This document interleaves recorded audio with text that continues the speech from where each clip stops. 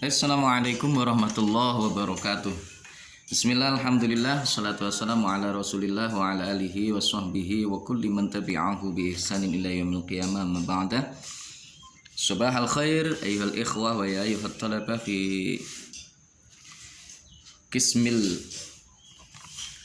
lughati wal adabil arabiyyah. Pagi hari ini kita bisa ketemu untuk kali kedua di dalam perkuliahan kita tentang ilmu nahwu. Sebagaimana kemarin kita sudah mulai bahwa di semester ini kita nanti akan mempelajari hal-hal yang berkenaan dengan ilmu nahwu. Kemudian terutama itu adalah kaitannya dengan masalah perubahan akhir kalimat. Kemarin saya sempat konsultasi ke sekretaris jurusan yang meminta untuk lebih mematangkan hal-hal yang berkenaan dengan i'rab ya, dengan i'rab. Baik, terima kasih teman-teman. Untuk hari ini kita akan membicarakan tentang kalam. Di dalam bahasa Arab itu kita mengenal ada yang namanya kalimah, ada kalam, kemudian ada kalim, dan juga qaul. Kalimat di dalam bahasa Arab itu berbeda dengan kalimat di dalam bahasa Indonesia. Kalimat dalam bahasa Arab itu jika kita terjemahkan ke dalam bahasa Indonesia itu bisa berarti kata. Jadi kalimat itu adalah kumpulan dari beberapa huruf, itu namanya adalah kalimat.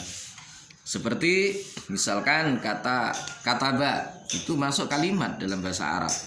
Kata Zaidun itu masuk dalam kalimat. Kemudian kata misalkan babun itu juga masuk dalam kalimat.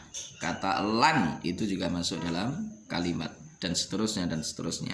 Nanti kita akan mempelajari secara lebih detailnya itu pada bab yang berikutnya atau kajian yang berikutnya mengenai aqsamul kalimat al-arabiyyah. Jadi yang pertama itu kalimat. Jadi kata. Kemudian yang kedua ada yang disebut dengan kalam. Apa itu kalam? Kalam itu kalau kita mempelajari ilmu nahwu di jurumiyah, maka yang disebut dengan kalam itu adalah lafdzun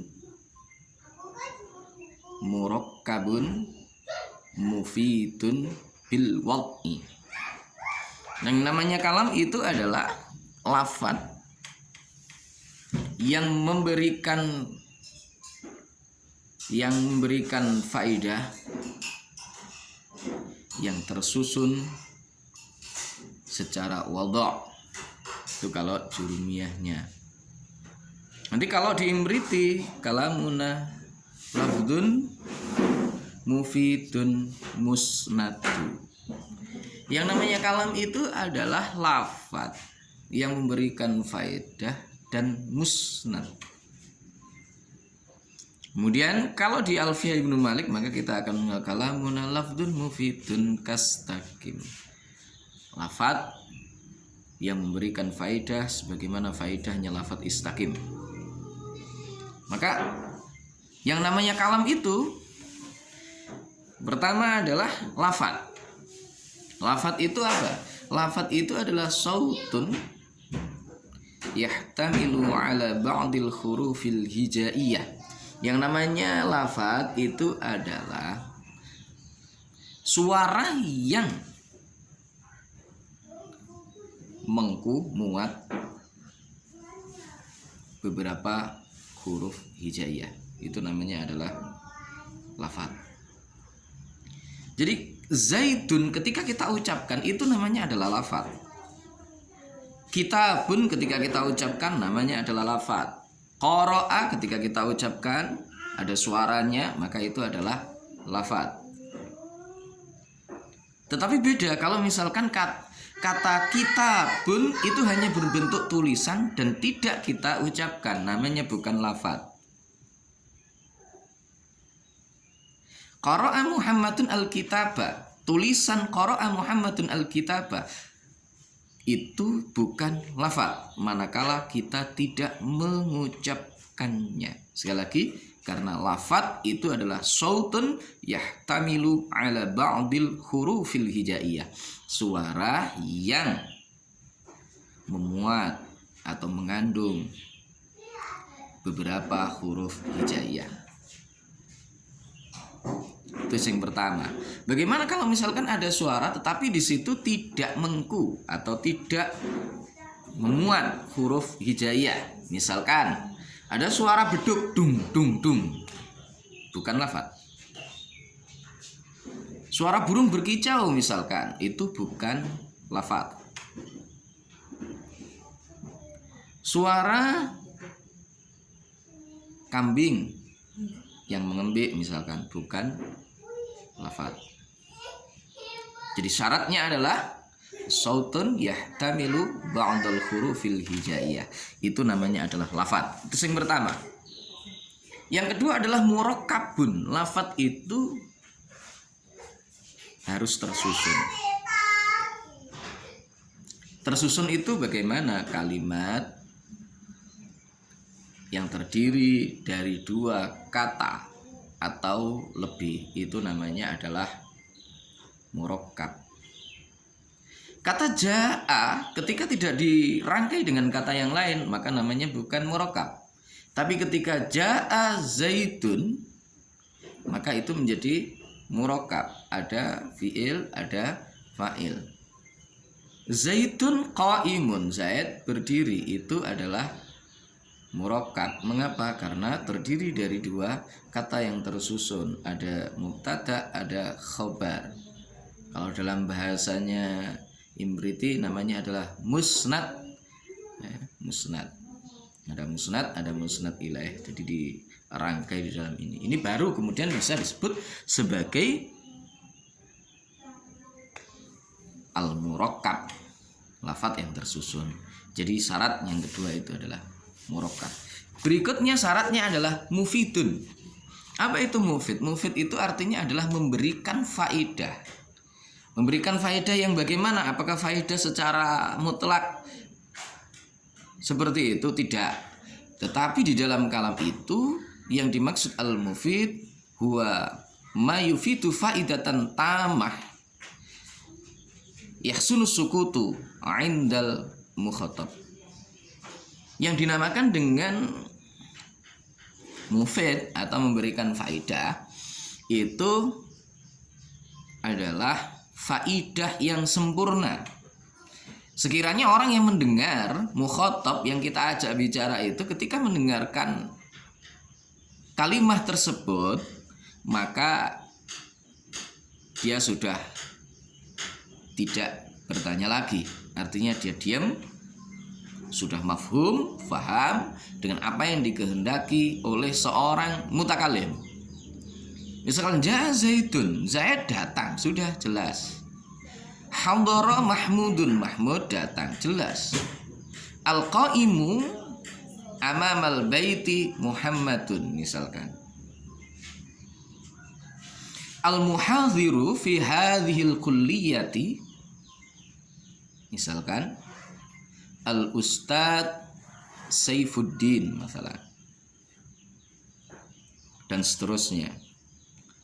As-sama'u tumtiru hadzal yaum, misalkan. Dan seterusnya dan seterusnya. Nah, ini masuk ke dalam mufid. Faidah yasunus sukutu 'indal mukhatab. Artinya mukhatab tidak perlu lagi untuk menanyakan apa sih sesungguhnya yang diinginkan oleh si mutakalim. Itu namanya mufid. Mufid 'inda ilmin nahwi. Itu namanya adalah mufid. Berikutnya adalah bil wat'i. Wat'i itu apa? Ini hanya khusus di dalam ilmu nahwu pembahasan di jurumiyah, sementara yang lainnya tidak ada. Kalau Anda misalkan melihat, mengecek di dalam Imriti nggak ada bil waqinya. Kalau misalkan di Alfiyah Ibnu Malik apalagi nggak ada. Yang ada kalau yang di Imriti ya lafdzun mufidun musnadu. Kalau misalkan di Alfiyah Ibnu Malik ya adanya mufidun kastakim. Istakim sudah masuk ke dalam kalam. Tapi khusus di dalam jurumiyah itu ada bil wad'i. Artinya apa? Menurut kaidah orang Arab. Nah, ini bedanya. Nah, ada sebuah riwayat yang mengatakan mengapa pengarang kitab al-jurumiyah itu dia menggunakan kata al-wad'i itu.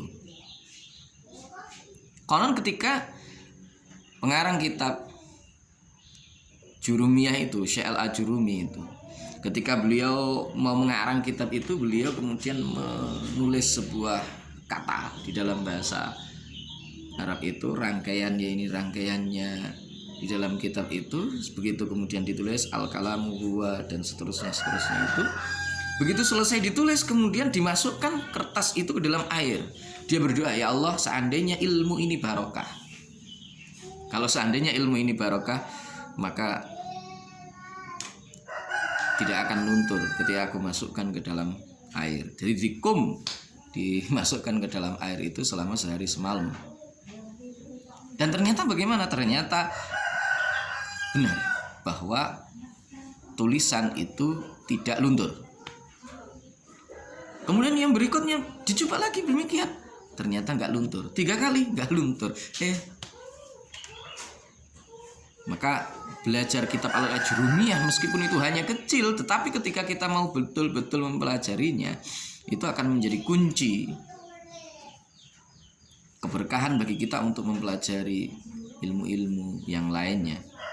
Mempelajari ilmu nahwu tanpa mempelajari kitab al-Jurumiyah itu hal yang kurang afdol di dalam kalangan pesantrennya begitu. Maka ini yang pertama, kenapa Syekh al-Ajurumi itu di situ ada bil wad'inya, yaitu menurut kaidah-kaidah yang telah ditetapkan oleh orang-orang Arab. Ya, dikedahkan oleh orang-orang Arab. Bil wad'i. Nah, itu namanya adalah kalam. Nah, kalau kita terjemahkan ke dalam bahasa Indonesia, maka kalam itu menurut saya itu adalah kalimat sempurna atau kalimat yang efektif. Karena di dalam kalimat itu ternyata kan ada yang mufid tetapi faidahnya ghairu tamah. Satu contoh misalkan adalah kalimat tanya, hal Zaidun qaimun, apakah Zaid itu berdiri? Di dalam bahasa Indonesia itu namanya adalah kalimat. Di dalam bahasa Indonesia itu adalah kalimat, tetapi dalam bahasa Arab tidak diterjemahkan dengan kalam. Itu yang harus jadi catatan.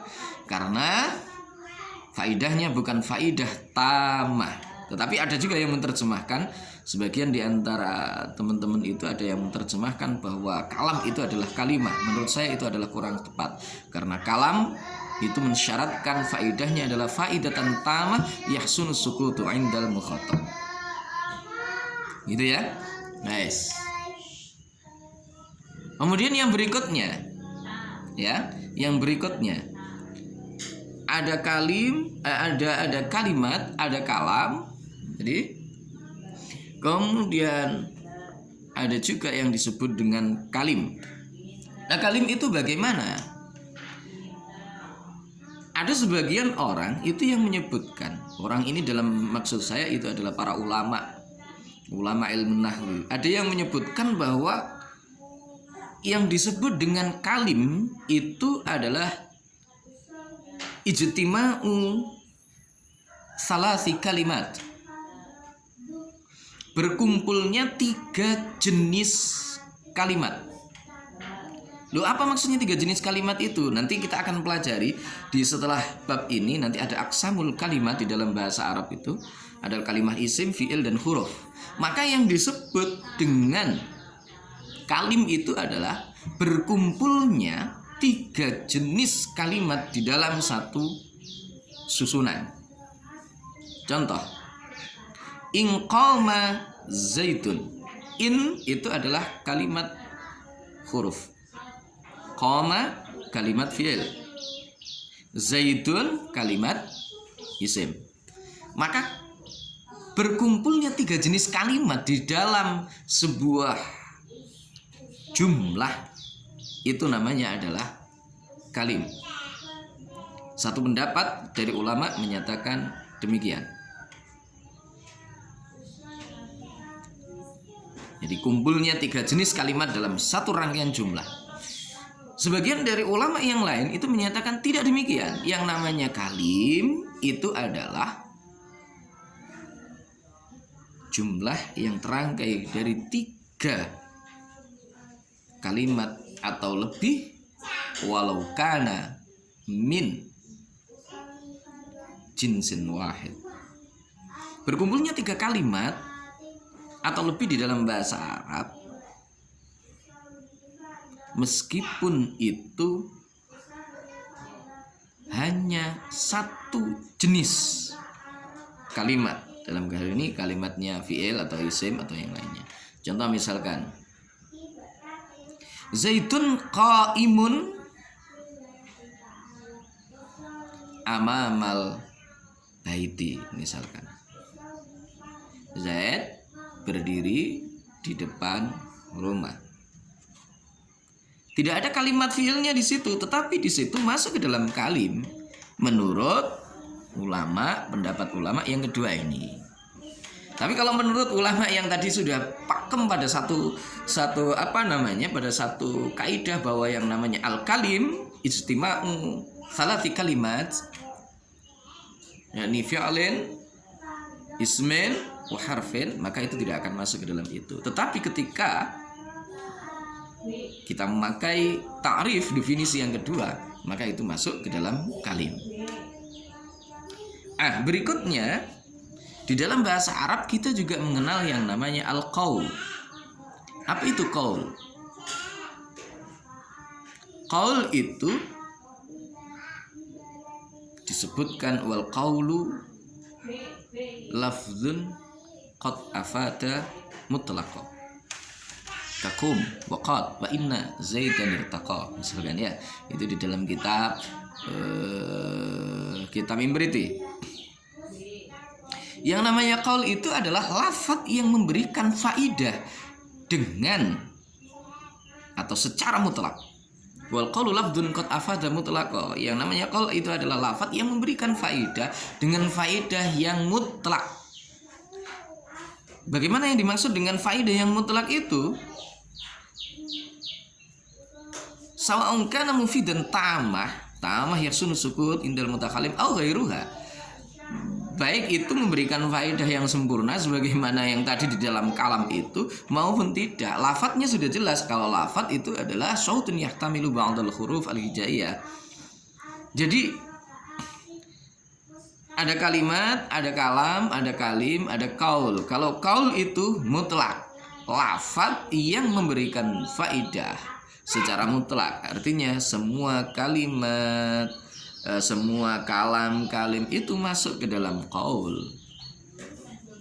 Tapi tidak semua qaul itu masuk kalam, tidak pula qaul itu masuk kalim. Belum tentu qaul itu masuk kalim, karena di situ tidak ada beberapa syarat yang kadang-kadang itu tidak terpenuhi di dalam kalim. Misalkan qaul qad, saya mengatakan qad yahtamilu ba'd asyurut al-hijaiyah. Mufid qad imma ayakuna litahqiq wa imma ayakuna litaqlil wa imma ayakuna masalan litaqrib. In, masalan qultu in, saya mengucapkan kata in. Ya, ini sudah masuk ke dalam qaul, sudah terdengar oleh telinga kita, sudah mafhum bahwa dia punya faidah, tetapi faidahnya ghairut tamah. Itu masuk qaul tetapi tidak masuk kalam, nggak masuk juga kalim. Kenapa nggak masuk kalam? Karena tidak yufidu ifadatan tamah. Kenapa tidak masuk kalim? Karena di situ tidak ada ijtima'u salasi kalimat min jinsin wahid au min salasi ajnas misalnya. Itu tidak ada. Ya. Yes. Jadi ini pembahasan kita yang pertama yang harus kita pahami terlebih dahulu. Jadi ada yang namanya lafadz. Lafadz itu adalah sautun yahtamilu ba'dal huruf al-hijaiyah. suara yang mengandung sebagian di antara huruf-huruf hijaiyah. Itu yang pertama. Yang kemudian kedua adalah kalimat. Kalimat itu apa? Kalimat itu adalah wal kalimatul mufidul mufradu. Jadi kalimat itu adalah satu yang memberikan faedah yang itu masih mufrad. Satu kata misalkan zaitun, koma, kataba, kharijun, amama, lan, dan seterusnya. Itu kalimat. Kemudian yang ketiga itu adalah kalam. Kalam itu apa? Kalamuna. Kalam itu adalah lafaz yang tersusun memberikan faedah ya secara wadhu, atau kalam itu adalah lafaz yang memberikan faedah secara sempurna, yahsunu sukut indal mukhatab, secara sempurna dan juga dimusnadkan. Atau kalam itu adalah lafaz yang memberikan faedah sebagaimana faedahnya lafaz istaqim kalau itu di Alfiyah Ibnu Malik. Kemudian berikutnya adalah kalim. Kalim itu adalah berkumpulnya 3 jenis kalimat di dalam sebuah jumlah, atau 3 atau jumlah yang terdiri dari 3 kalimat ke atas meskipun hanya 1 jenis kalimat.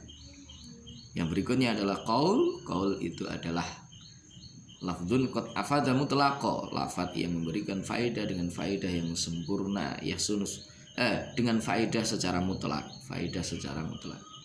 Saya kira itu untuk pengantar yang pertama kaitannya dengan pembahasan kita di dalam ilmu nahwu. Ini tentang kalam.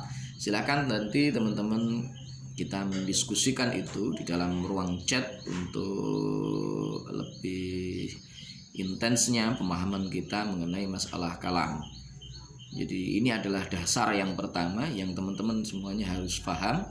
Nah, kalau tidak paham nanti ke depan kita juga akan lebih kesulitan lagi. Jadi kalau teman-teman bisa matang ini di sini, kemudian mematangkan di tingkat yang berikutnya, mematangkan yang berikutnya lagi, insya Allah nanti ada pemahaman yang cukup memadai bagi kita semua.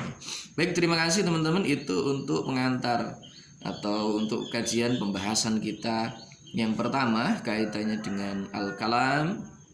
Ya, kaitannya dengan kalam, ada al-kalimah, ada kalam, kemudian ada kalim, ada qaul. Semoga bisa memberikan pemahaman kepada teman-teman dan menjadi pengantar bagi kita untuk melakukan diskusi hari ini. Terima kasih. Saya akhiri, wallahul muwaffiq ila aqwamit thoriq, billahi taufiq wal hidayah, wa minar rasul sallallahu alaihi wasallam asy-syafa'ah wa tarbiyah, wa minal khaus radhiyallahu an nadrah wal barakah wal karamah. Wassalamualaikum warahmatullahi wabarakatuh.